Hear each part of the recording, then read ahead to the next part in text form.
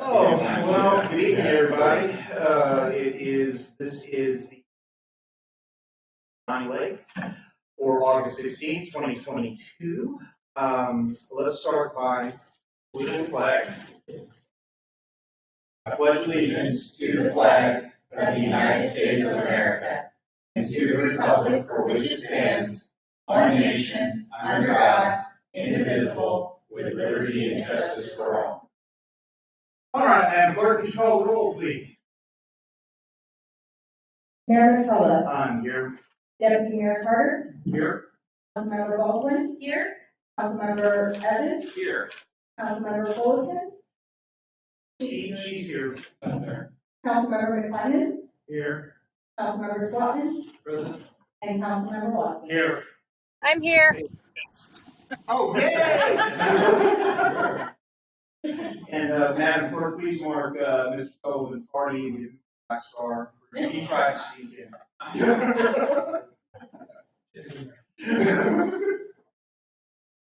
Okay, we do have an agenda item modification to add. That would be AB 120 to tonight's agenda as item F for discussion and action. Copy of the AB has been given to council prior to the meeting and placed on the audience table in the back. Okay. And oh yes, this would be my favorite part right here. We have this proclamation to read. This would be honoring our Bonnie Lake Sumner Little League Baseball Majors All-Stars. Whereas the hard work, dedication, sportsmanship, talent, and exceptional team chemistry of the 2022 Bonnie Lake Sumner Little League Baseball Majors All-Stars has enabled these athletes to earn a state championship and a regional championship titles.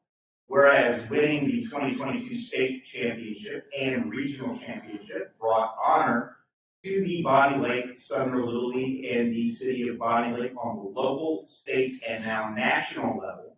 And whereas these 14 outstanding players, Jace Abe, Striker Baker, Mason Edwards, Liam Ferguson, Kai Moody, Luke Plyer, Major Rodarte, Braden Rudolph, Brody Sandman, Fisher Siebert, Ezra Sykes, Chase Salin, Adam Shannon, and Parker Workman have represented themselves, their family, and their communities.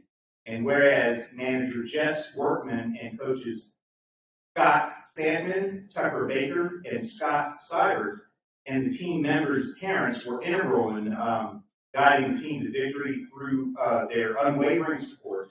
And whereas we are proud of the hard work the team has done to represent our city and wish them well in the Little League World Series, now therefore I, Michael McCullough, Mayor of the city of Bonnie Lake, Washington, with the full backing and encouragement of the entirety of Bonnie Lake City Council, do hereby recognize and heartily congratulate Bonnie Lake Sumner Little League Baseball Major All-Stars on its outstanding accomplishment. Witness thereof, and I sign this proclamation, and we're going to put it. Okay.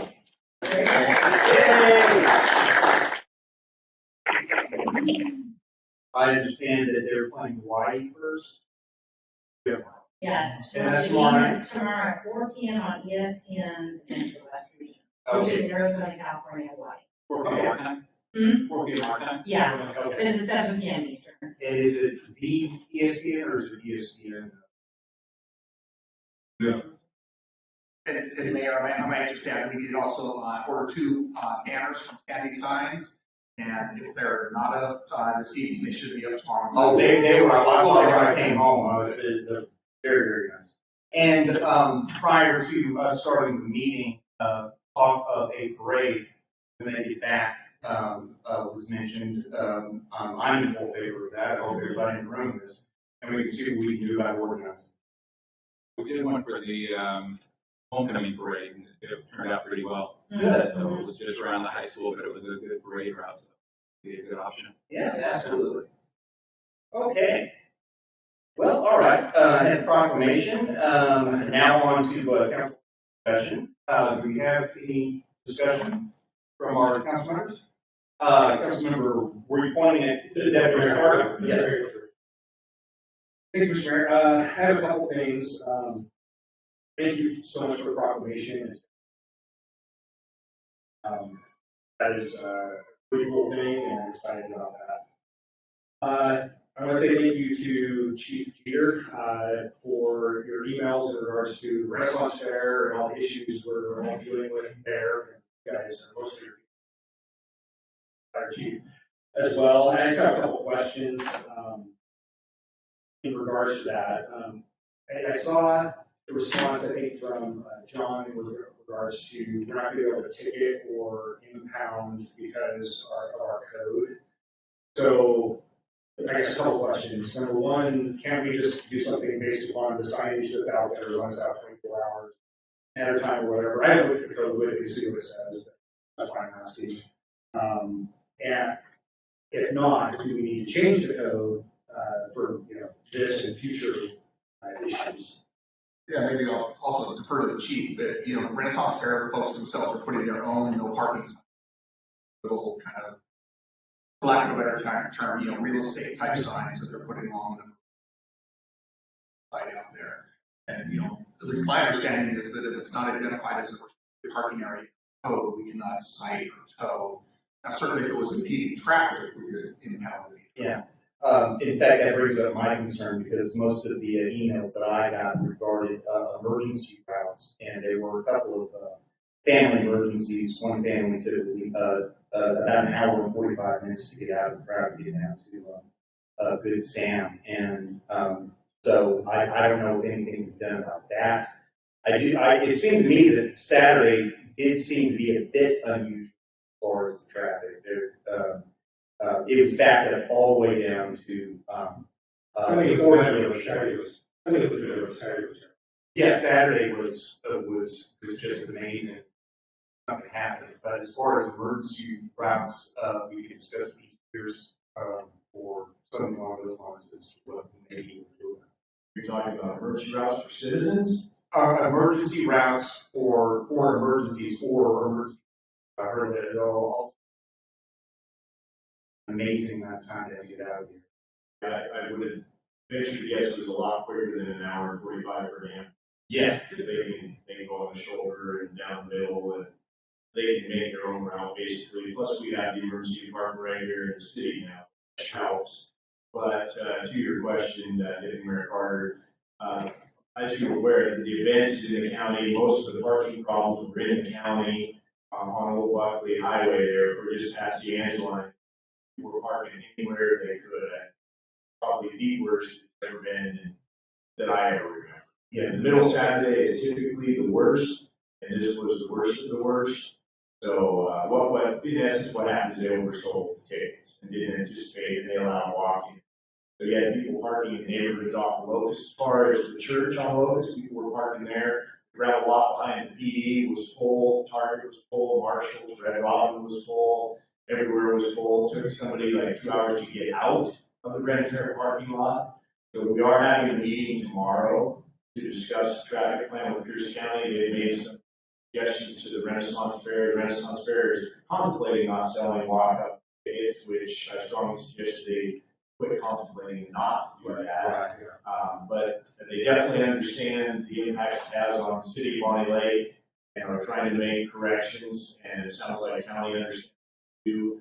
And clearly this will be better vetted next year. They're going to have to create some sort of traffic plan and to our traffic folks and the county's traffic folks. I didn't see the application till literally 1 week before the event because John and I either last year or the year before were told by the event organizer that that was their last year here because they'd outgrown the venue and they were moving possibly to King Fairground. So when I didn't hear anything about, I'm like, oh, they must have moved. Until a week before, then I get this permit where they're claiming that their traffic impact is quote unquote minimal on the city of Bonnie Lake. I had to object to that as well, but by then, I mean, you're a week away, there's not a whole lot. So yes, trying to mitigate this weekend, we're anticipating better. I think they understand the impact not only on us, but also on the people that attend. Happy And everybody believes it's in the city and thinks that we're not very smart on how we manage this, but we all know that's not the case. So, yes, we have a meeting tomorrow to manage that. We can look at the no parking for next year, it just depends on what they do. Then again, the issue becomes who is going to monitor that. As you know, it was a beautiful Saturday. We had 2 officers on day shift. So splitting the time between the Renaissance Mess and the lake, we were stretched a little bit thin. So I don't want to also create something that can't be enforced with the expectation that it is going to be. And if they're going to have these sort of impacts, we can probably work in there that they pay for 2 more patrol officers to work on Saturday and Sunday at the Ren Fair. So they're paying the overtime, so we will have extra staff that we can dedicate to handle things in the city. That's a lot of things we can do if they decide to come back, but I think this next weekend, we're just trying to keep our fingers in the dam, keep it from busting like it did last week. Well, the broader question that I had with that concerning the actual parking is on Kelly Farms property, which is county. Just the mere fact that they have to go through the city to get there affects us, and we have that impact influence. Would we be able to, with that, would we be able to negotiate some sort of thing with either Kelly Farms or the organizers of the Ren Fair for that sort of thing, or our hands tied with that? We can certainly try. That's what we've been trying to do. Is they've been actually very easy to work with, but again, we don't hold the final say on whether they get a permit or not. Right. That person holds all the trump cards. So I don't think there's been real great coordination between the city and the county and the Ren Fair to make sure that everything's been covered. So I think next year certainly that we have to do a better job of coordinating that and deciding what the impacts are and what we can do to mitigate those to the city. And I think clearly the first thing is ticketing. I sell more tickets than they have space for. I think they told me there's roughly 3,000 parking spots, and figure 2 to 3 people a car, and they're selling 7,000 tickets, or capping the sale of 7,000 tickets for Saturday, what we were told. So a lot can be done, but probably not, well, for sure not until next year. But I know they're making plans this weekend to ensure that they don't have the types of impacts that they had this weekend. They turned a lot of people away, which I know didn't make people happy after sitting in traffic for 2 to 3 hours and getting there being told that they couldn't go in. It was definitely probably inexperience on crowd management on their part of ticket sales. I don't know where they get their information on how many tickets are going to sell or how many people are going to walk up. But clearly, they just voted on this. Probably from medieval times, they searched it. Okay, any further open discussion or? No, that was the main thing. And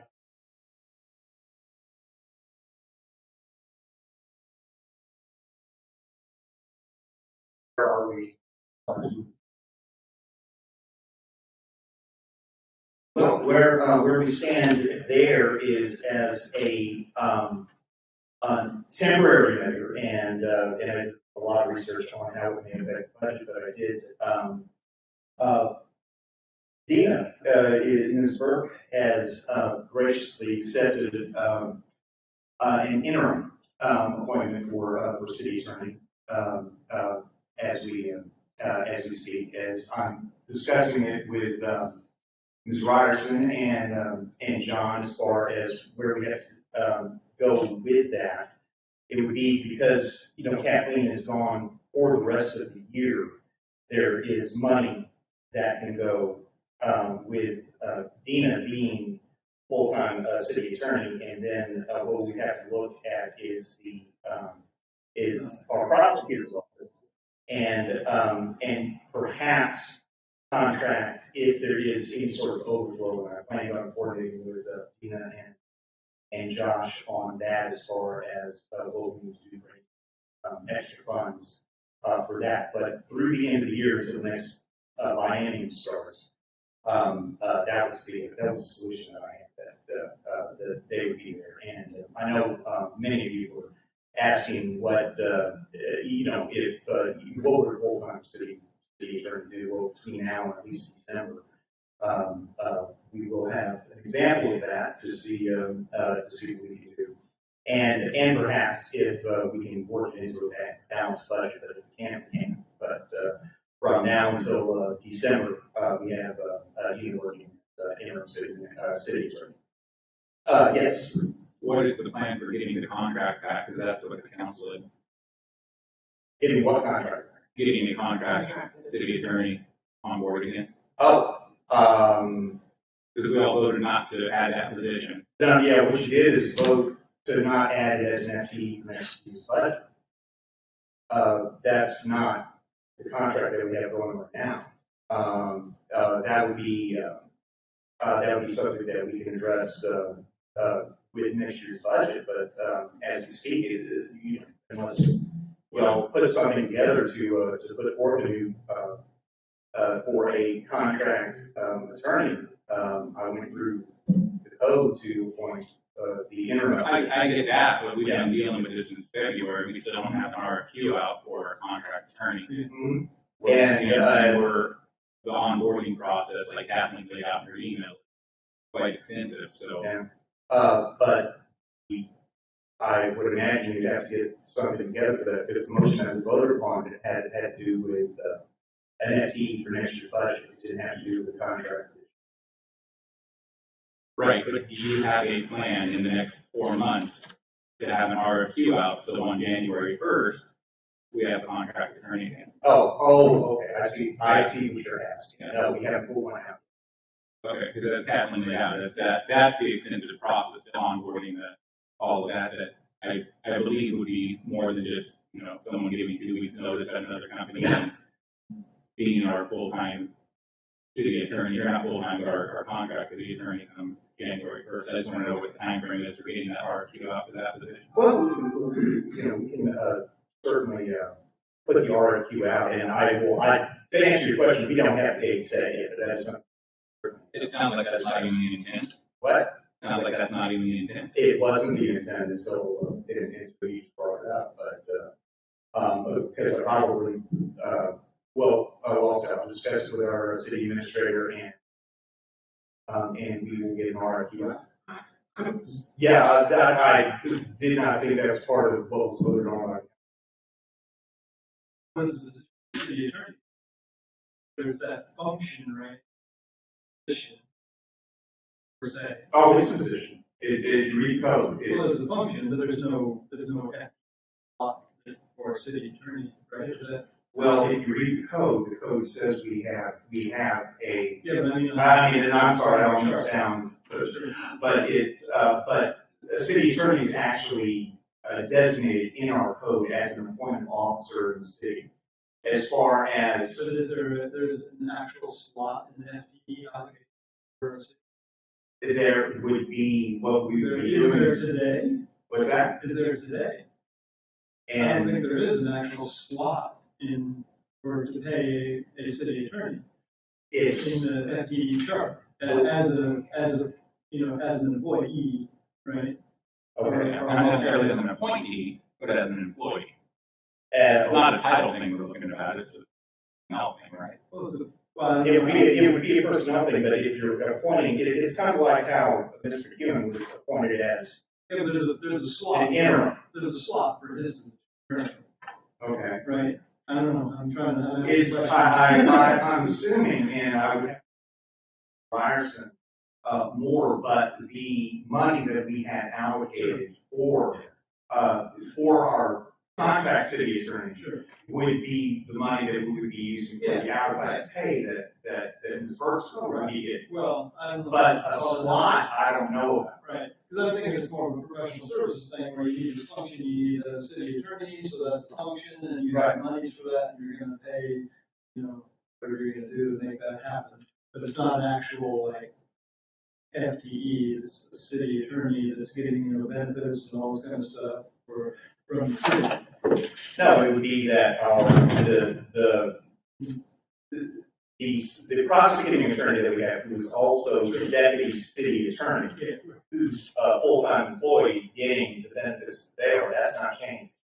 It's simply the function in a interim position where there may maybe some out-of-class pay that's put there, that would be the only thing that affects the budget. Well, And that out-of-class pay would come from what you're already paying, yeah. You can't get out of class pay unless. Okay, I think it could get out of class pay unless there was a position that filling. It is not on the FTE chart. Okay, well, yes, the answer is not on the FTE chart. Okay. And Councilmember Ball. Yeah, I guess, the reason why there's some, it was clear that, the council favored a contract attorney. And so with this being interim, as you're saying, before January. Is this interim position then still a contracted position, or is this, I guess that's what we're trying to clarify? But I do think that the council was fairly clear. I do, as far as what I remember. Oh, council was very clear on that. Yeah, They so I wanted- guess that's they why wanted- there's questions being posed. And if he put in 40. But, No. no, it was not to put the, yeah, it was to reject it. I'm sorry if I said it wrong. You're supposed to be all around what we're doing. We still didn't want, she did a wonderful job. We still didn't want a full-time attorney right now. And I really thought, No, you didn't. That's not what was voted on. No, that's not how it was worded. what we voted on that. You voted not to have a full-time, an FTE position put into 324 budget. So we assumed you would then go out and look for an attorney for us to fill Kathleen's position for us and bring it forward to us next month or two to approve, to go forward with.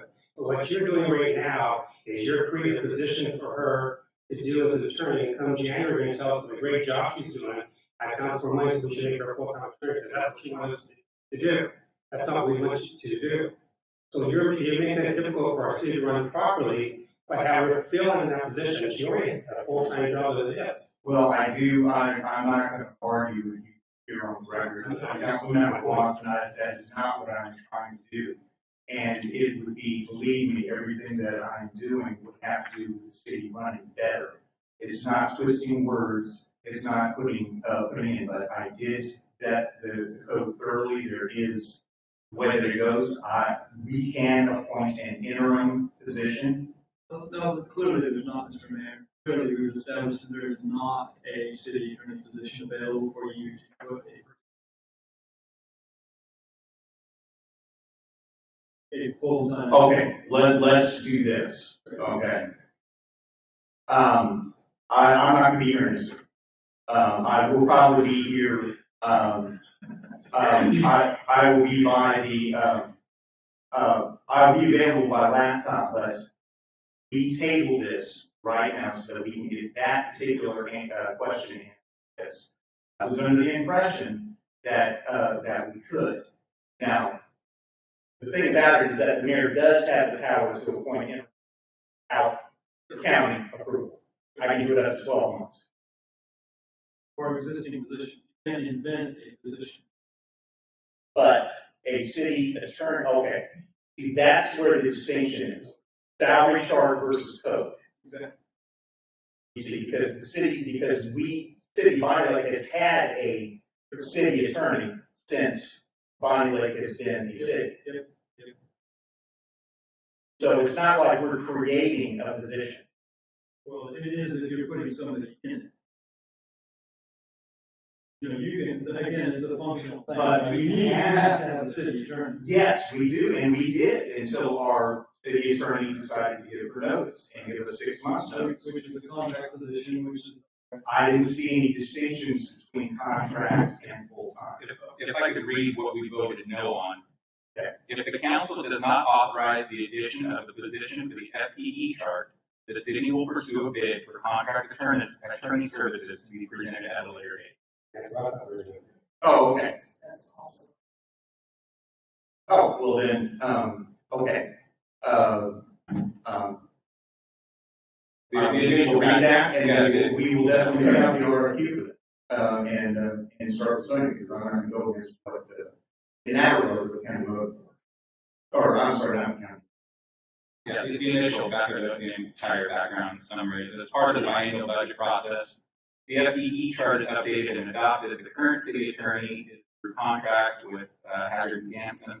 They have put in their notice to end the contract in 2022. The council has had discussion on whether to hire an attorney as a staff or on contract. If the council does not authorize the addition to the position to the FTE chart, the city will pursue a bid for contract attorney services to be presented. Yes, that last sentence. Yeah. Okay. No, okay, I see what you're saying. Well, then to answer your question, we're going to get an RFQ out there, as soon as we can.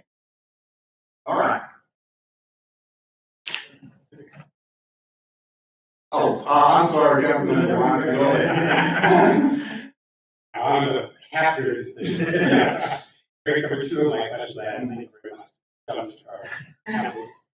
Taking your card, anyway, it was a concern. But I went to the Community for Families meeting last week. Oh, okay. Our first of the year, things are going forward. Superintendent of schools will be there next month. If you have any questions for her, let me know. I'll bring them forward for you. All of what's going on. We heard all about back to school programs.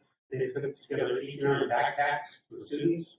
And if a student needs a backpack for his class, they will find one for them. They run out of those. They also have school supplies for students that need them. They have 4 dates set up throughout the city, the schools, and Lions Kids House also has backpack food, ice cream to get kids going. That'll be done in 2 weeks also. For the free food program, they have to apply for this, so they will get free food for lunch and stuff. This program, you get it word out and make sure everyone knows about such fun and not fluent English language too. And that's all I have. Lots of good things going on, and meet again next month on October 6th.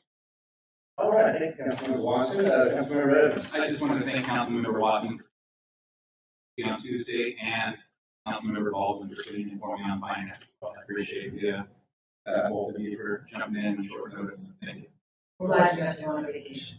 Good night. I'll keep calling in for the meeting.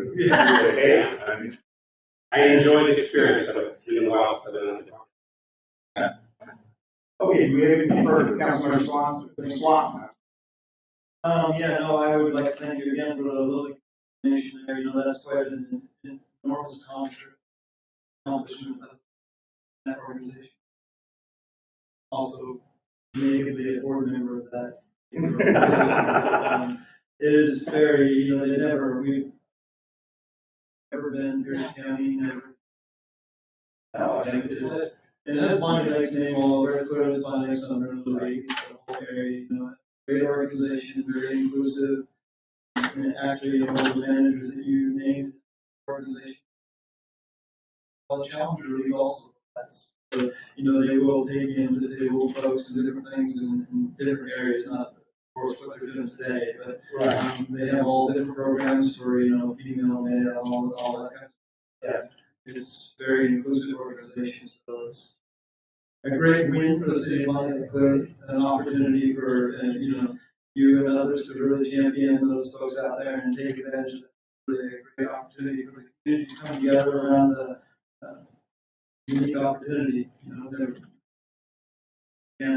and it is interesting to note, of course, because, of course, again, my position, and probably haven't been authorized to say it too much, but, you know, the businesses have really stepped up to support the organization are out of something. The large contributors to actually making things great for the kids and families out there. I was under Rotary, and makes a significant financial contribution. We recently had an extraordinarily large financial contribution by one of our local Native American associations. So I, again, not authorized to say much about it, but there was an amazing thing. It brings me to sadness and the challenge to the Bonnie Lake, organization of business, right? They're out there. We've had a lot of your employees contribute also, by the way. The city employees, thank you very much. But, you know, we haven't had any of the large, our so-called vaulted big boxes or what have you from the city line. Right? Challenges out to those folks to, you know, hey, do what you can. Hang a banner on your store, you know. home of, Little League champions. They have the opportunity, it's there, it's all there for them to. Well, I'm sure that now that we have banners out where Yeah, you I have appreciate that. the word out, that, yes, that our citizens. There's also talk about once, well, I'm not going to jinx what happens, but getting a permanent marker out on 410. Oh, yeah, the thing like, home of, exactly. Exactly. Yes, exactly. It's something that the council probably voted on. Very unique. Councilmember Baldwin. Yeah, I really appreciate that, and I'm not on the board, so I can indeed say that, they are looking for financial support for the families.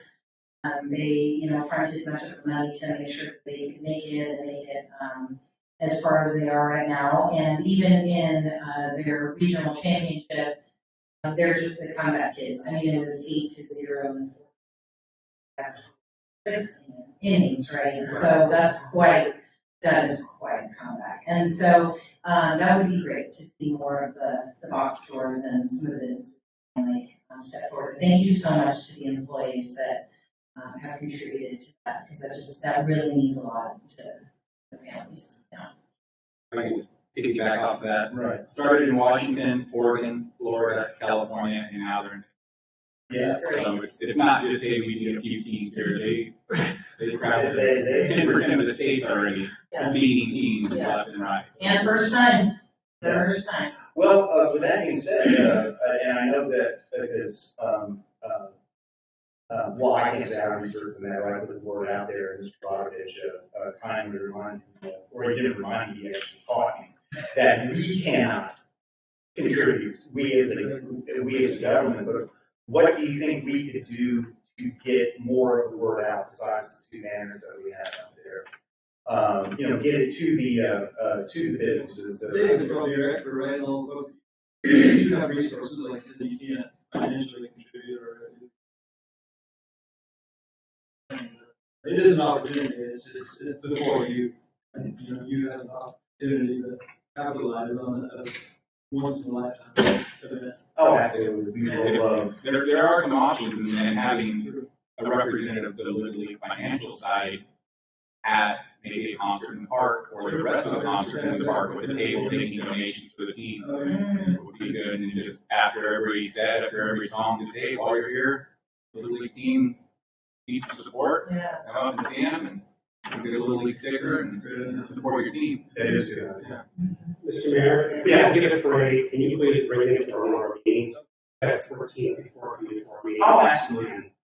Get them, they'll just look at that. Oh, yes.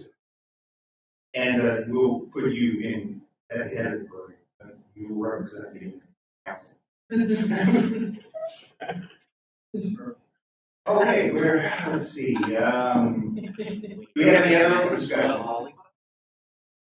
Okay, hearing none, we will have a review of council minutes. Had a couple corrections, but they're doing a great job on. Very good. Okay, we have a presentation from Planning and Building Supervisor Jason Sullivan, and floor over to you.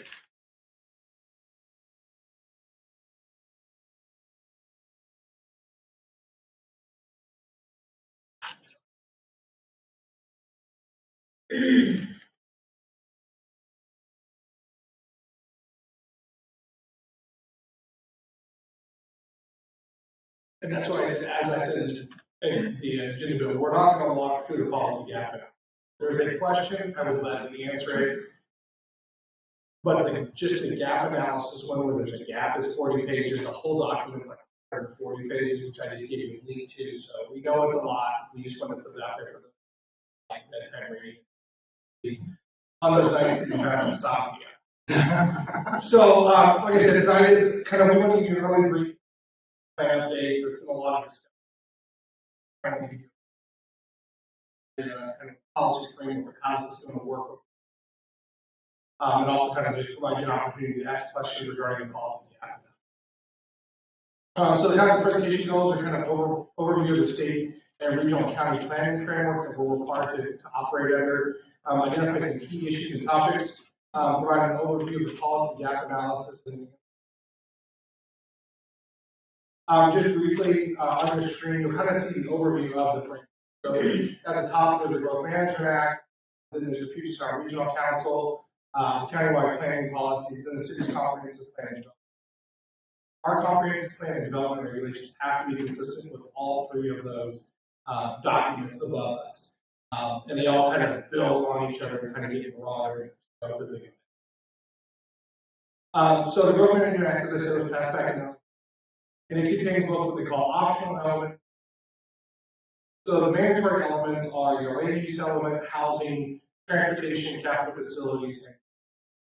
If you look at our comprehensive plan, you will not find those terms, because during the last comprehensive plan update, to streamline the document, we kind of combined some of the elements. So our housing and land use element was combined into one element called the community development element, because there's such an overlap between housing and land use. Our transportation element was renamed mobility element, which is totally fine. And then the capital facilities and utilities was combined into one element, identified as the community facilities and services element. So those are the four mandatory elements. There are also two additional mandatory elements that were listed, which is the economic development element and the park and recreational element.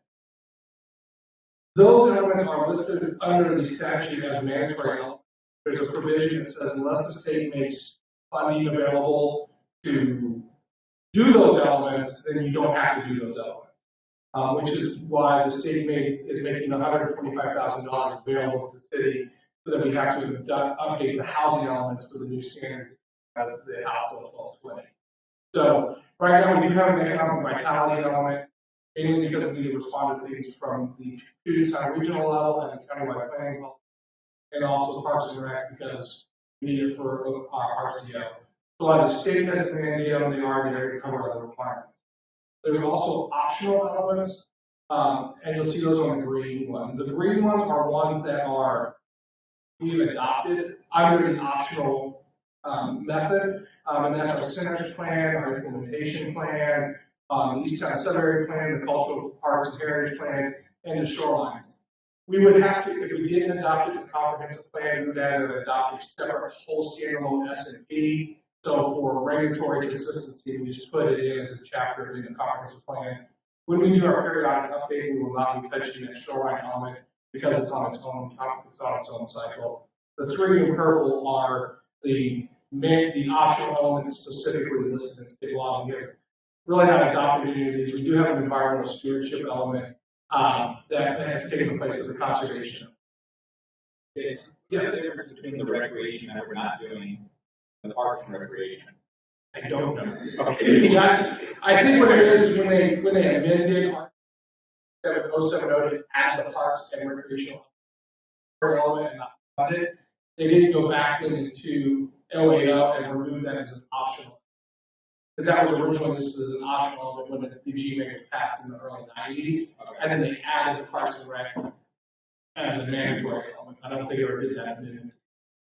And what it says is you can do optional elements like blah, blah, blah, blah, blah. So I think that's why you have to, I think it's just bad drafting by the legislature. That's never happened, though. We have a worse one. I'm not, because Chief's tired of me, we've got a worse one where the RCW is in there twice as two separate chapters with the same section. This is not the worst one. So some key issues. When there's a lot of talk about the housing grants, so I'm not talking about that funding. All cities will get money to complete their comprehensive plan update. It's what the state has deemed enough to address the additional requirements of House Bill 1220. For the city of Miami Lake, it's about $125,000. So that grant is basically given to cities to do the comprehensive plan update. The requirement is you do your comprehensive plan consistently. So there's not any extra ads. Some updates on 1220 because there's been a lot going on.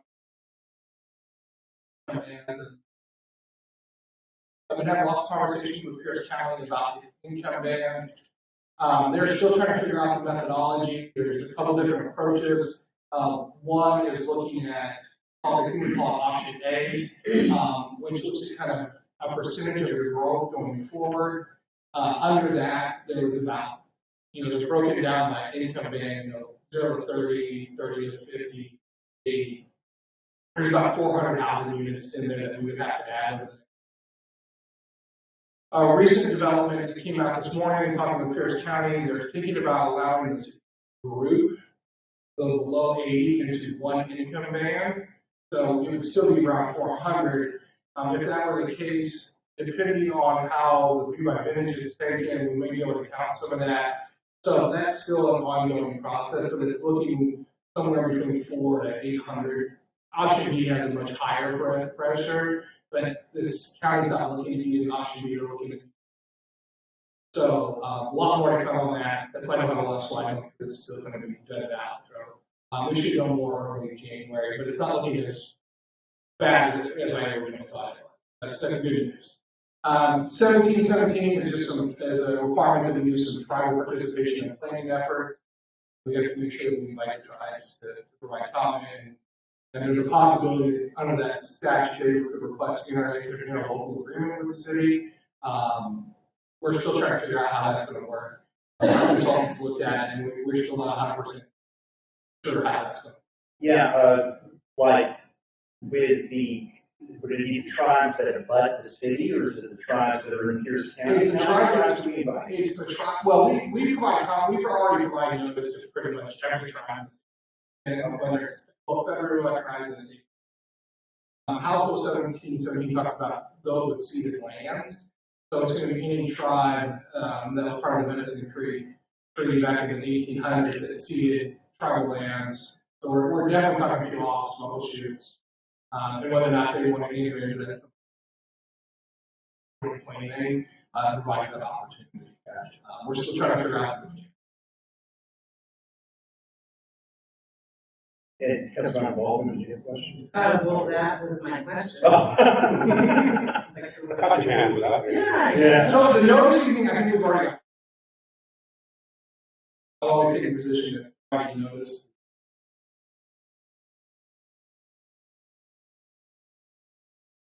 So the next one, I think this one I'm going to greater impact on us, is the recent update to Vision 2050 by the Puget Sound Regional Council. We are required to send our comprehensive plan to PSRC for them to certify. If PSRC does not certify your transportation plan, any of the transportation monies that flow through PSRC, the city is not eligible to apply for those grants. And some of those funds did pay for them. So, and that would be the same with recommended. If you don't have a comprehensive plan that meets all of the commerce requirements, then you can't apply for any state grant or a loan, because that becomes a mandatory requirement. Is there a deadline on that? December 31st, 2024. Gotcha. So this is the opening salvo into a project that's going. So just a little bit of background. PSRC is the Puget Sound Regional Council, made up of the elected representatives of all the cities, towns, in Snohomish, Kings, Pierce, and Kitsap County. There's kind of a misnomer out there that no one votes for PSRC. The elected representative voted. So I know Councilmember Evans was on the Growth Management Coordinating Committee or Growth Management Policy Committee for a couple of years. So it's really made up of all the elected officials from all the jurisdictions of Pierce, Thurston, King County, and then there's some special districts that got put on. They do the regional transportation plan, and their big thing is they provide over $240 million in transportation each year. And so in order for us to apply for any of those grants, we have to have a plan. Yes, sir. The big focus of Vision 2050 was how we're going to accommodate 1.6 million people and 1.2 million jobs by 2050. The big part of this that I think a lot of cities struggle with, is the growth targets. They established growth targets for each of the communities, or each of the counties, based on what they call regional geographies, which is metropolitan cities, core cities, community transit-oriented communities, cities and towns, and then we're in the city category. So we're supposed to take the least amount of growth of all those other categories. That percentage was given to Pierce County. It was all been broke apart. City Council already adopted the resolution setting our growth target consistent with Vision 2050. We already have enough capacity for it. So for us, the growth targets is not going to be a big issue this year. Councilmember Can you invite the Luigi bumper sticker? Klein? There we go. And then finally, there's some new policies in Vision 2050 related to climate change, equity, displacement, and housing that we're going to adopt new policies into our comprehensive plan to be consistent with those policies, and that was part of the plan. How do they define displacement? It's going to be, so more of a gentrification issue as lower income neighborhoods become, the land values go up, then people with lower income are displaced to higher income housing and high income policies that prevent that kind of displacement of traditional neighborhoods. And it's a really big problem, I think, in like Seattle, Bellevue, smaller problem here, but something. And also the PCRC, the Pierce County area, really had a lot of discussion and discord over a couple of those new items, trying to limit them because they're unfunded mandates with no sort of background or no sort of consequences if you don't do it. But it was just, there was quite a bit of discussion. So yeah, lots of they're there because of King County. So yeah, lots of consequences of the policies not there. Not much consequences. Oh, I'm sorry, yeah. No. Hey, so what is the climate change policies they want us to create? So it's a lot of detail that's in the gap analysis, but it's dealing with things like resiliency, you know, how do you deal with extreme weather events, lowering or respond to it. Not, you can't stop them, but how do you respond to it? Things, how are you dealing with climate change and preventing additional carbon output through building regulations, urban forestry codes, those types of things. How are we limiting the growth of carbon in the future, and how are we dealing with the changes of climate impact, having a warmer climate, more extreme storms, flooding, which is not a big issue up here, but heat waves, urban rural interface wildfires that we had a couple of years ago. Yeah, so those are the types of what they do my climate. Yeah, but how many of those things are just part of the policy about that, right? Countywide planning policy or whatever? There are countywide stuff, and then there's local jurisdiction stuff. And the local jurisdictional stuff is the resiliency stuff, how you as a community respond or build systems that are resilient. So it's Yeah, but can't we just follow the counties? Counties can have that policy too, right? You know, because clearly, Holly is a very urbanized area, right? So the challenges of the counties writing their policies at the same time we're writing. yeah. I can't just say I adopt the county's policy. I don't know what they are. Well, so you can see, right? but they have to be in line with them anyway, right? Right. So we know what the direction is, but the exact which. Well, why don't we run? Yeah. We try. A lot of the, I refer to the gap analysis, a lot of them already have. There's going to be tweaking. We already have stuff on resiliency. We already have stuff on environment. We already have stuff. But so much of that stuff is so subjective to me as opposed to like required or, you know, quantitative kind of things, right? There's just so many things like, you know, we're going to make flowers better and we're going to make the air cleaner. Well, we are talking about policy. Sure, We're yeah, talking exactly, right? policy. And that's why I don't understand why we can't just large portion of other people's policies. Why did Bonnie Lake have to have a climate change policy? We have that one in our comprehensive. Yeah, indeed, but you know, the point is Pierce County, you know, we'll comply with Pierce County's climate change policy. My caution with that is if the county adopts a policy says we're going to have a 30% reduction in greenhouse gases, because one of the things that there was agreed upon when we did our comprehensive plan not about 10 years is in 5 years from now we're going to have to do an implementation report. So if we adopt the county's policy that says we're going to have a 30% reduction in greenhouse emissions, we're going to have to show in 5 years from now how we're implementing that policy. Also, they, Right, but what if you don't want to do 30%? yeah, but we have to be aligned with them, I thought. We have to be in line with PSRC's policy. I thought we had aligned. Not their comprehensive plan, but county-wide planning policy. Okay, yeah. You see what I mean? When you take on their policy, so there's the countywide planning policy adopted by then there's the county's comprehensive. They have to write a comprehensive. Would it be, can we just kind of wait for their plan to come out, take their plan and refine it? No, because the deadline is the same day. You can't do it in the same day? No, I You can't do a lot divided by No, four.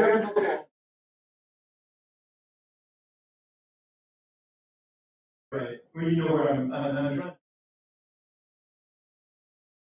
The policy stuff is not, it's not going to be. Well, yeah, hopefully good, because That's not your biggest concern. Because we've thrown around a number of $500,000 for the plan or whatever. Right, and those, the big expenditure costs are traffic modeling, which I think is the Right. Pierce County policy. Yeah. The environmental impact statement, do the environmental review, and just adopt Calhoun County policy. Those are your two big expenditures. The racial equity analysis, which is city specific. The policy language itself, I think, in the draft, like budget we were talking about, you're talking about $50,000. So the writing of policy is not expensive. I think the challenge is going to be the verbiage of the policy. And when you just adopt them by reference, you're adopting Pierce County's policies. And then when we start adopting ordinances, we're going to start adopting ordinances that are Pierce County's policy. That's what we have to do. To build a policy, eventually we do have to have some sort of implementation. So those policies do need to be tailored to this. The current makeup of it, probably not one we want to adopt based on the nature of their Good point. politics. Because it's just trying to like minimalize, we gotta follow, produce a plan that meets state law and minimalize our exposure to creating all of this like verbiage That's not the big expenditure. It's the public participation plan, it's the traffic modeling, it's the capital facilities, it's the environmental. Those are your. This is a few pages or a small chapter and an entirely thick, comprehensive. I think most of the time we already have most of the policies, and that's why we did the gap analysis. We're already a step ahead. That's just going to be identifying tweaks to those policies. There may be some new ones, but I think we're going to be, I don't see a big uplift from a work effort. I think a wordsmithing effort will be significant. We're looking at, recapturing some money, right? We don't want to spend $500,000 on the plan. What can I get one that's compliant for $250,000?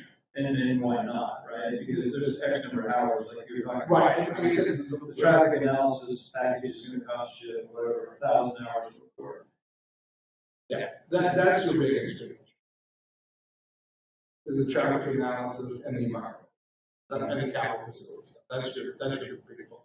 But then, we'll see those details later, I would imagine. But, the challenge is that we do these analyses and then, they don't provide any value because they don't drive anything. They do drive everything. Your entire CIP is driven off the modeling and the schedule. Well, we already have a CIP, but we just recently. Right, that was driven off the model, off the transportation plan. That's what we have to update In our whole, right, yeah. The problems that he's had before 2015 is they did. And so there was nothing guiding or directing those policies, those expenditure of governmental dollars to in a coordinated effort between parks, roads, streets, sewer. Yeah, but it was all kind of hodgepodge. That's where I'm at, is we created a traffic plan, multi-million-dollar, we identified projects, number, to the council says, oh my gosh, it's $400 million of a program, we can make our traffic impact fees, $4 million per peak hour trip. And the council looks at it and says, well, we can't possibly do that because we wouldn't get anybody to move in here. We're going to set our peak hour trip at $5. Well, we know our plan calls for $400 million worth of infrastructure. We spent, $200,000 producing it, we're never gonna even look at. That's called backup. Because what you would do is you would go back to your transportation plan, which is what we're doing with Parkland, and say, this is how much money we have, where are we adjusting projects? They should be financially balanced. I think it's always been Councilmember Evans' approach, is the whole goal behind this is you develop a plan that is financially balanced. So if you lower the finances, you lower the project. You lower the level of service standard, the lower the projects that you do. It's a trade-off between value and projects you want to develop. Well, yeah, that's very subjective. Really, in the end, what is it, 192nd Street or what, 198th? Yeah. Right? The one to Tully, the one that goes behind Walmart. The 192nd. That disappeared. No, it's still on there. Well, it's not funded, and it's not, I don't think it's in our CFP. Yeah. It's on the 20-year template, it's on the 20-year, we're talking about a project that is 20 years long. Sure. So you're not going to see every project on that city. And then, but how projects get selected, that comes to what are the city council's priorities? Where is their highest priority as it relates to streets? Where's the highest priority and need as it relates to storm, water, sewer? Those are policy decisions. I mean, don't we have an ADA sidewalk thing that's 1,000 years out? Oh, yeah? Yeah, 500 is my bad. And that's a whole, quicker. that's a whole different animal. Yes, so I mean,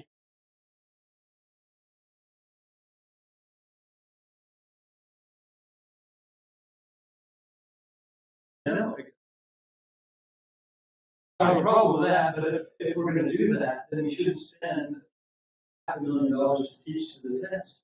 So I can, get taught to the test in 500,000, 50,000, right? the transportation plan alone, the transportation plan alone is going to be amazing. Just to get, right? Well, again, see those details, and that's what we'll have to challenge it on. It's the collecting of traffic data, it's the modeling. It's like how to define it. Yeah, exactly, right. It's a tricky way, there's no doubt about it. It's annoying to have to do these ultra plans that have zero reference to everything. They're just, we have these, it's just. I would say the comprehensive plan that we adopted back in 2015, of the implementation elements that we adopted as a city council, which we did so we could move the plan forward. Remember, the plan was for 20 years. We've accomplished about a quarter of those implementation measures. So we have been moving the plan forward in the way that the council told us to move it forward. Yeah. Okay, you're exactly right. That political thing gets in the way. No, it's just part of the process. All right. So, lastly, is the County-Wide Planning Process.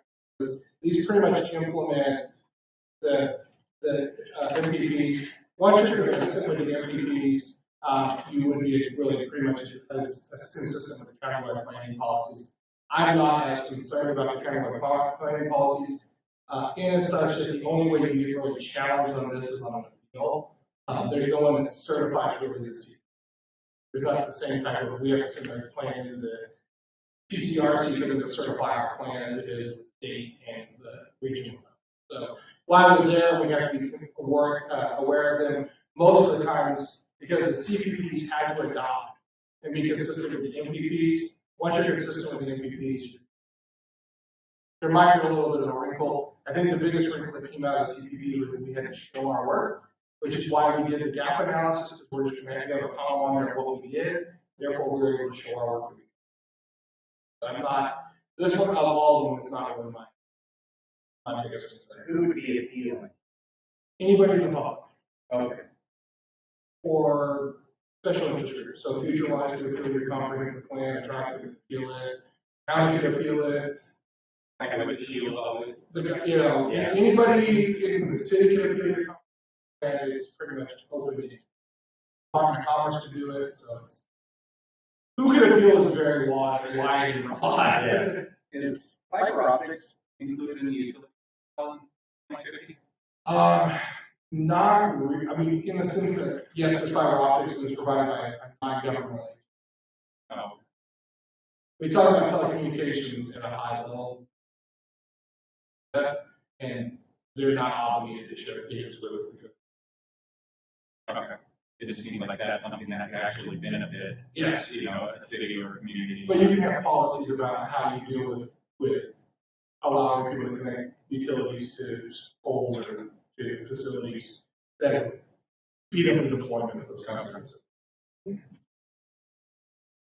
So just kind of your timeline, this update really kicked off about a year after we completed our last periodic update. So since between 2017 and early 2017, when PSRC started doing Vision 2030, countywide planning policies were kind of done there, target setting, buildable land. And then late this year, early next year, we're going to start doing comprehensive planning. And we have to have it done by December 31st of 2020. When was the last traffic management plan? We've done, the numbers are 2020, are 2012, 2013, we're adopted. So that's why part of the cost is we have to go back out there and recount traffic, recount cars.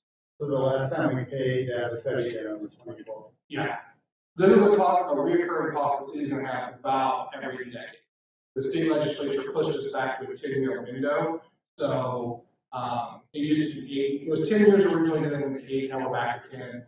So we'll do it now, and then we'll do it again in 2034. Can we get a rating on that study at one of the workshops so that we can see how accurate it was? It would be, we will be doing that through the comp plan. But it would be like, here was what the model progressed, and here's what the project we proposed, and here's. Yeah, we're paying like $500,000 for a study. With with COVID and everything. Back in. They're just trying to figure out what the telework impact would have been on it, but I think we're talking about water, maybe more where we saw growth. Like, so we said back in 2012, WSU Forest is going to be developed. East Town is going to be developed with light industrial. Getting developed with light industrial. So it wasn't, I don't think it was horribly wrong. I mean, you are clock passing that 20 years. A lot of that can come out of when we collect the data. Because one of the things that we put in the 2015 comprehensive plan to address a lot of what Councilmember Swanton raised was an implementation. Because these are the things that we're going to do, and here's all the performance measures that we are going to use as a. So one of the things that we'll be doing early next year is a report back on here's what the comprehensive plan said we were going to do, here were the goals that we set, here are the performance measures that we adopted, here's how. That will be one of the first things we do in early 2020. So it won't just be traffic, it will be kind of a whole plan as well. Okay. We've already talked about that, so if there's any questions, like I said, we talked about the gap. Oh, we didn't have any questions. Any other questions? This is a long, this is like a end of a very long process with lots of council involvement. We don't know what the end is. I have a process, I don't know what the end looks like. That's where council is going to come in. I guess the last time we did this back in 2015, we do not bring you the entire plan and say, here's the plan. We bring you each chapter individually. Councilmember Swanton and Councilmember Evans, I think, was here. We did the last one. When we did the last one. Yeah. We brought each, and Councilmember Watson was here, we brought each element with a resolution saying, this is how we want to write this element. What do you think? We went through all the policies in that chapter.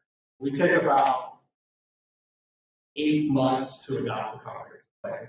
So we do it chapter by chapter, and then there'll be a final ordinance at the end that says, here's the comprehensive plan. But we will not bring you like the whole plan and say, here's the 400-page document adopted. It's done in a couple of pieces. All right. Okay, so, kind of ended on a blip, or we didn't, I don't want to ask it in kind of a rude way, but, are we? Job, Dave. Okay, well, now we have a discussion action item, Madam Clerk, if you could then direct. This is AB. Council motion would be to discuss and authorize the mayor to sign a contract with Engineering Economics Incorporated. I'll move. Do we have any discussion? All right, since we're at a workshop, but it is an action item, this is citizen commentary time. Citizen, I'll still read it in the record. This is your time to address the council regarding this resolution only. You have 5 minutes to state name and address for the record. All right, I'm going to go to the next one. Okay, for discussion action item AB 22119. All in favor say aye. Aye. All opposed? It has been adopted. Councilman, you record your vote. Okay, good. So we have an aye. I'm assuming that's what thumbs up means. Yeah. Affirmative. I'm a yes. Mr. Mayor, just looking on that, I had the, all over the city, that signed over 2 weeks ago. Normally, I would plan on having that available. Oh, yes, you can ask Ms. B. Charlotte. It takes a lot to get the DocuSign. So I'm sure you have time. Okay, we have a discussion action item AB 28. Madam Clerk, read that in record, please. This is AB 22120, resolution 37A. Council motion would be to discuss and declare the city of Bonnie Lake to be opposed to the construction of an airport in southeast King County near Enumclaw. Okay, we have a, let's move in second. So, seconded. Okay, let's have some discussion. I believe we discussed it fairly clearly last week, and do you have anybody who has changed their mind? This. Oh, Councilor Watson. Well, I would never, for this, I don't see why we're really doing this in our city here. I'll individually tell them what we feel about that. Council, I don't think we do this, and I'm not going to vote for this. I'm just going to not vote at all. Okay. Oh, that's good. Any further discussion on that? Oh, okay. Thank you, Mr. Mayor. The reason this was brought forward is because the impacts of something like this would be absolutely detrimental. I know it's a long way out. Obviously, there are beginning phases, but I would like to crush it at the beginning before it gets anywhere. And I know other cities are working on doing the same thing. I would think, I would like us to have a significant vote against it and join with those other cities, so we're all kind of in lockstep. Okay, I believe the saying is knitted into the there you go. That's probably better. Okay, do we have any further discussion on that? Okay, citizen commentary time. Citizens, this is your time to address the council regarding this resolution only. You have 5 minutes. State your name and address. Actually, I had something to say. Oh, I'm sorry. Yeah, so I don't know if it was made clear, but they are looking at this being an airport that can hold or can handle 22.2 million passengers per year. It will be in Enumclaw. So there are no major highways, no way to get to and from the major highways without filling up all of the 410, the 169, and the 164. So that was the reason why we wanted to kind of jump ahead of this. This is Enumclaw Plateau is the number one location that they are looking at for a major airport to go. So that was the one reason why we were wanting to get involved with this. We can't handle the traffic that we have now. I can't imagine what 22 million people looks like by 2023 or 2050, something like that. But 2027 was when they were looking at starting the construction. So that's all there. That's the second contradiction that I've heard about the airport. First, I heard that it was, first they weren't going to even consider putting it in a county that was populated by over 2 million people, and Enumclaw is in King County. 22 million in passengers, I heard it was a commercial international airport, meaning cargo, but not passengers. Yeah, no, it's they're looking at, they call it MAP, which is 22.2 million is the M, air passengers is the MAP. And so it's also going to be cargo, but they are looking at doing passenger transportation as well. It will be for destination flights and for the start flight. So if your flight starts in Seattle, then you can leave out of the new airport at the Enumclaw Plateau. If your destination, your final destination is in Seattle, then you can land in the Enumclaw Plateau because they won't be able to put any connection passengers there.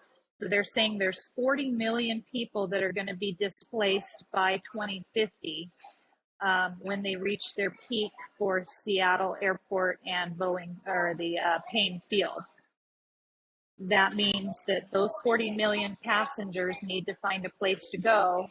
And Enumclaw Plateau, even though they are not supposed to be looking at King County, that was their number one choice because it had 0 red bars as far as the qualifications that they needed for that location. All the other locations have a minimum of 2 to 3 red areas where they can't make it work in any way. So yeah, it sounds like it's not a big deal and like it could never ever happen, but we just want to make sure that we are on board saying, no, we do not want this. We can't handle it.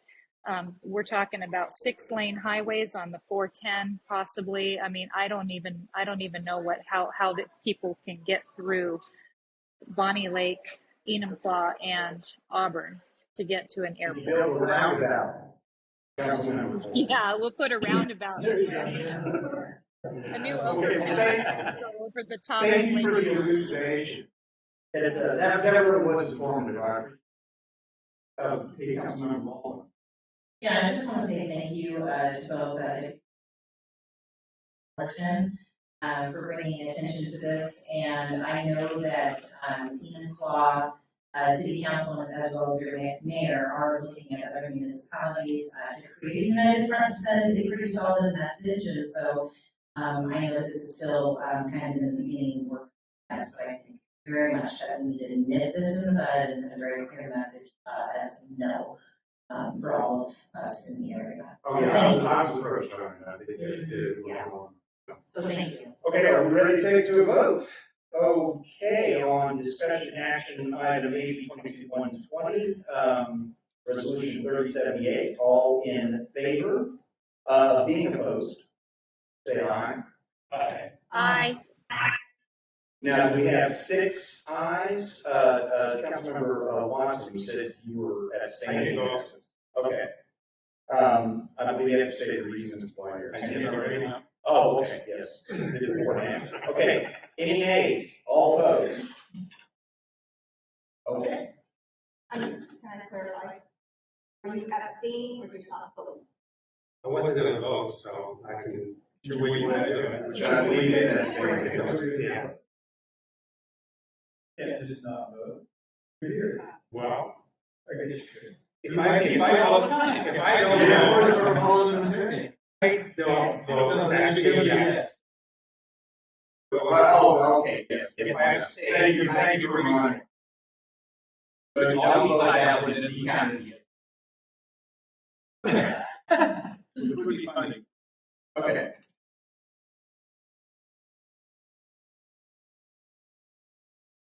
I believe it's yes. Because he didn't go to the- Only you have to say Right. else is a no. Yes. Yeah, but then it would be 6 council members, so it's not 6 for one and 1 for no. But if he abstains, sorry. But if he abstains, it doesn't pass, he can't bring it back. Now, if he abstains, but if he votes no, then he can bring it back. Okay, great, I just want to make sure. I want to know when I abstain. You are correct. All right. Hold on. Okay, next we have a discussion item on the proclamation process. Orchard.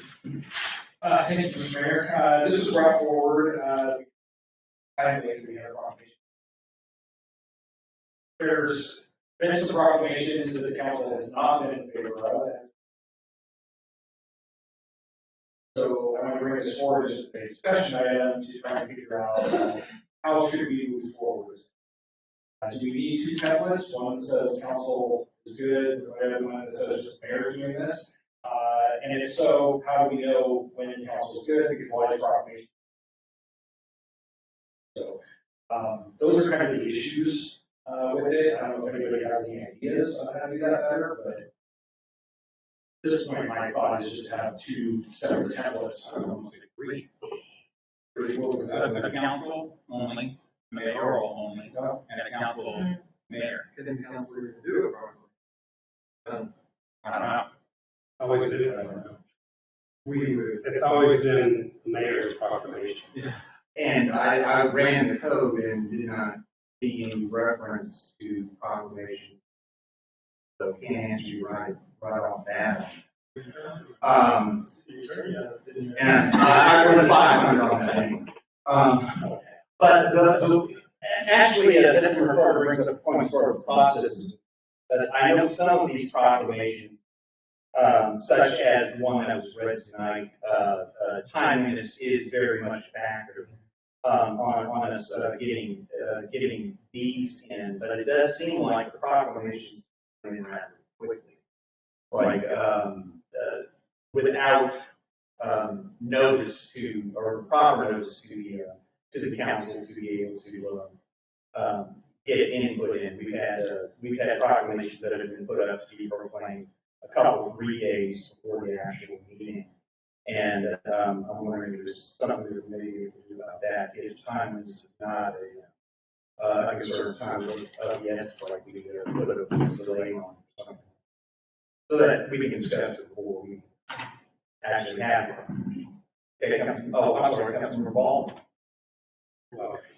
Well, I think one of the issues is when a proclamation does come their thought process that the council may not agree, then, you know, there was a big problem before when a proclamation was released. The council was on it, and I'm getting phone calls from residents asking me about whether I.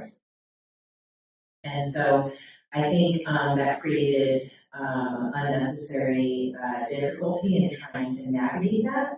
And so I think in proclamations, and I don't know how to necessarily do this part, but I think when a proclamation, you know, that we clearly support, I can understand that. I think, you know, in other cases where, you know, if there's any doubt that the council may not support it, I don't know that. And I agree with you, the timeliness of things is important, but I also think that if there is any question about whether the council is going to support it or not, then it probably shouldn't be released with our names on it, even if it. Oh, I'm sorry, Madam Clerk. Oh, okay. No, I'm sorry, Councilmember Watts. Like I mentioned before, the proclamations of the mayors, he will get them 2 to 3 days in advance. You got one really important on the way. That was all. There's something you feel that council should support as a group, and maybe worthwhile having John send them to the group that we think you should have a name, this one, would you like to support this? Okay. To the whole council, and would say yes or no. If you get one no, they still do it, just issue a mayor clause. That makes life easy for all of us, so. Seems like a violation there, though, of the Open Public Meetings Act. Well, John's gonna, He should ask. Right. Okay. That's a good point, yeah. Yeah, because you have to reply, and that would be a violation. Right. But it's just, there are proclamations always just. Yeah, what does our code say? I don't know, I think that goes silent. Yeah, I'm looking right now, I'm not seeing it. Would you want a code for that? Not necessarily, I'm just seeing if we actually had something to hang our hat on right now. The other thing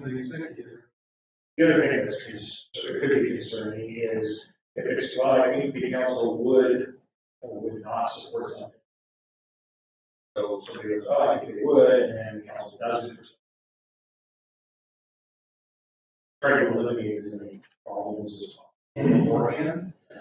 So, and you could have a split where 4 of the council members do support it, right, and 3 don't. Yeah, but I'm kind of grappling with the power of the mayor, right? Because the mayor can proclaim Thursday as Frog Day, and why does the mayor have to ask permission from the council? Because the council meeting is. Right, so that's what I think we're talking about. Okay. Council is supporting this. Yeah, I agree with that, but again, if there is one, would there be, or should there be, able to do properly? Mayor represents, mayor was elected by the citizens. Whether they, support the mayor or not is the one question, and the mayor has mayor power. And the mayor can proclaim or not, I don't know, kind of like, isn't that kind of the natural power of the executive? Yeah, I think you can, I'm just saying. They can't put his name on it, so they don't. There's 2 templates, right? Yeah. Right. She doesn't say that. Yeah. We do have. Exactly, that's what, maybe you put a stop. There's a couple of things. One is who can decide whether it needs to have council approval or not. Who's going to make that decision? And then if calls everybody, there's an email with all their names, you're an OPMA. So that cannot happen. That would have to be brought to a council and ask permission from you guys. Register or not. Yeah, but you're skipping over my question of the, why does the council even, in the version of why does the council even involved in it? Because part of the mayor is planning for day. Doesn't need to be questioned in my mind. So I can take council off, but then when there's one that you want to be on, how do you know about it? Well, yeah, it's a separate deal, right? So if I could, I'm sorry. Our website does have some specific. Councilmember Bonds, I'm sorry, Oh, that's what I was gonna say, yeah, it says to email Mayor Neal. Yeah. I think I would have been in favor. So I thought, it strikes me as, 2 different mechanisms here for expressing the policy, right? So the mayor has a mechanism as proclamation, not have the council associated with it. The council has a resolution, right? So I would ask, what is the cost delta between a proclamation and a resolution? How much does it cost us to prepare a resolution versus?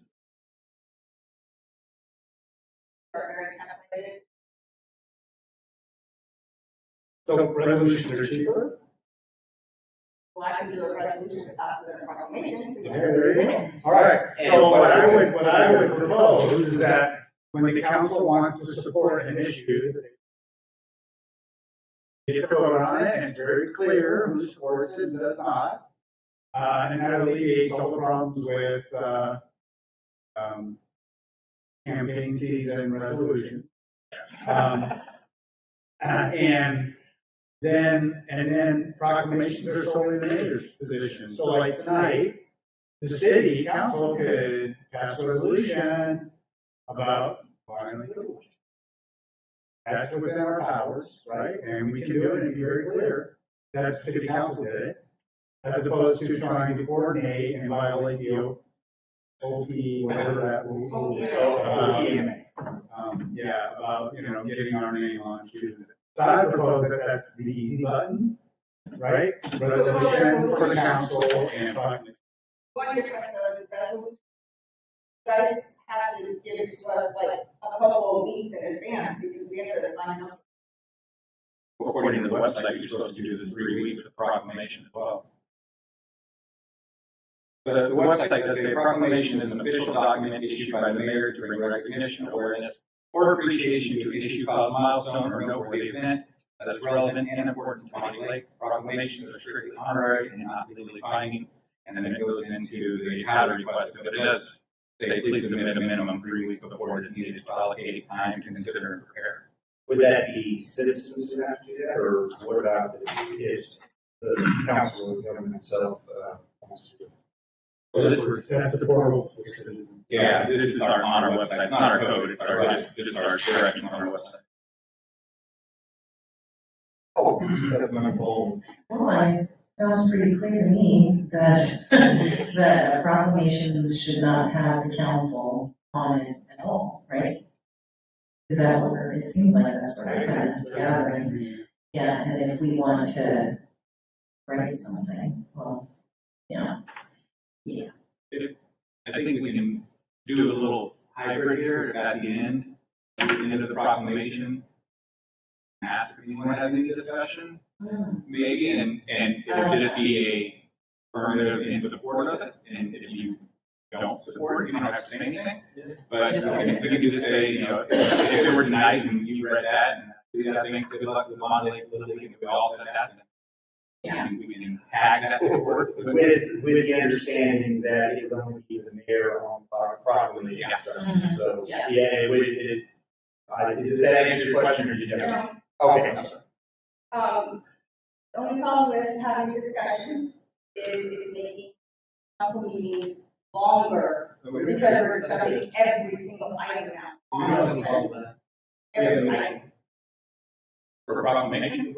You just asked at the very end for him to ask if anyone who has any discussion. This is the only time when the whole council can be together, so if we have to make long, make better decisions, so unfortunately, I can drag things out as often as I do, so it's just the way it is, the nature of an elected official in the legislative body. And staff and our mayor is welcome to do whatever they have to do, whenever they have to do it. There's only one time 7 council members can be in a room together to have substantive discussions. So I would definitely defer. I'm just letting you guys know. Yeah. I know, I don't want to shortchange the discussion because I understand that, from the executive's position, it's always to try to, limit the council's interaction.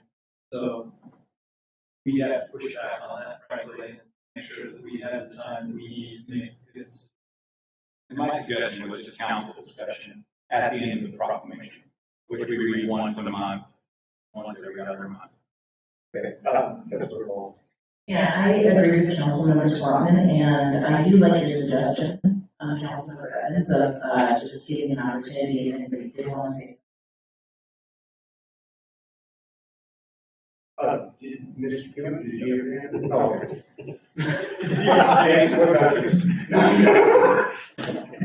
I am in agreement too, at least.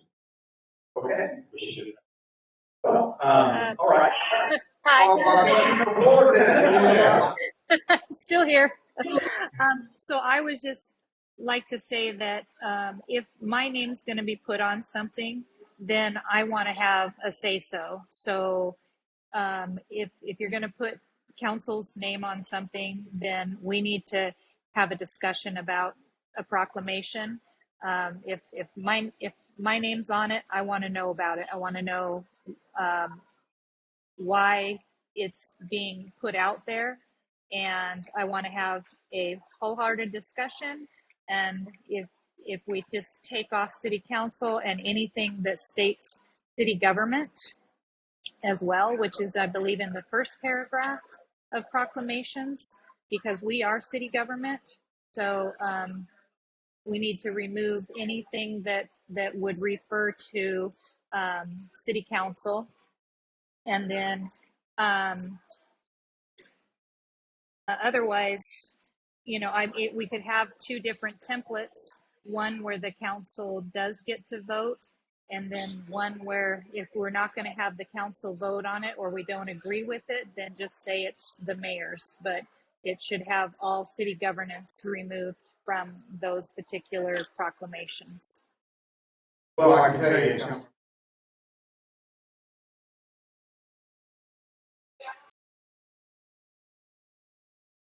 the mayor and it's got the full bag and last paragraph.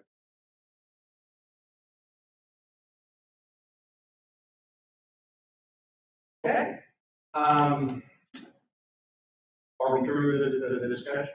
Okay, seeing we don't have an executive or closed session tonight, seeing no more business, we are adjourned. Thank you very much.